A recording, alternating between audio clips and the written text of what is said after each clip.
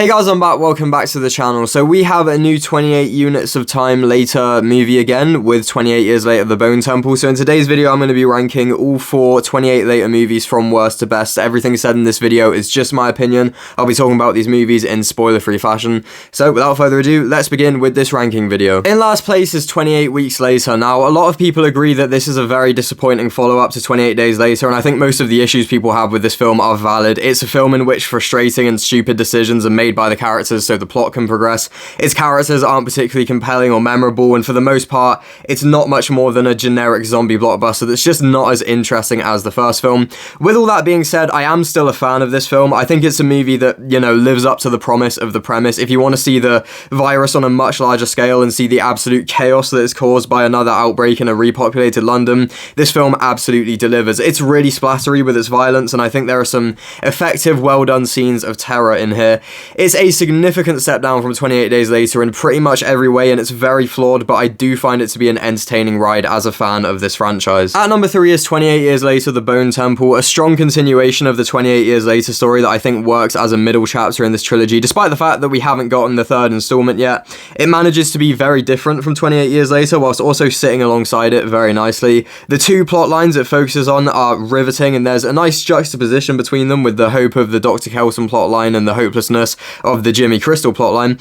The performances are absolutely a highlight. Ralph Fiennes and Jack O'Connell are terrific. It explores some really interesting themes in really interesting ways. Obviously, the Jimmy storyline looks at, you know, cults and false religion and the idea of people turning to those who present themselves as powerful when there is no hope. But as Danny Boyle said, the film is about the nature of evil. But you could also look at it as being about the nature of humanity with, again, that juxtaposition between the two plotlines. Just some really interesting things explored in this film. The storytelling is really engaging and it's strong on a technical level. I do have a couple of issues. I wish Spike's storyline was continued better and he was given more character development, as he feels quite sidelined for a lot of this. I also kind of wish each individual member of Jimmy's cult was a bit more memorable. It did also leave me with the feeling that the third film is really going to need to stick the landing well and do a good job of tying up everything that has been set up in this trilogy for all of this to be truly successful. But yeah, this is a compelling continuation of this story. At number 2 is 28 Years Later, maybe the most divisive installment in the series. Absolutely a film that defies expectations and goes in some unexpected directions with its story.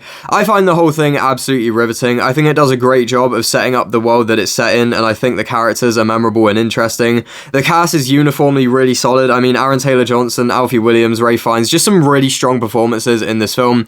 Danny Boyle's directing is terrific, and it's incredibly strong on a technical level. Obviously, the cinematography and the fact that a lot of it was filmed on iPhone is really impressive, as well as the sound design, the effects, the editing, just some really fun and interesting filmmaking choices made here. It explores some interesting themes really nicely, and there's plenty of interesting symbolism and subtext as well, and I just find the whole film really engaging and really quite emotionally effective. All of this alongside some really quite edge-of-your-seat thrilling scenes with the infected. There are a couple of choices made here which don't work for me, and it's easy to see why it disappointed so many people, but overall I think it's a really riveting chapter in this franchise, and I slightly prefer it to The Bone Temple, though both are pretty much on the same level for me. But at number 1, 28 Days Later, such a compelling and memorable horror film. It does a terrific job making this world feel real and convincing and getting you immersed. I mean, the deserted London scenes are mind-blowing to this day.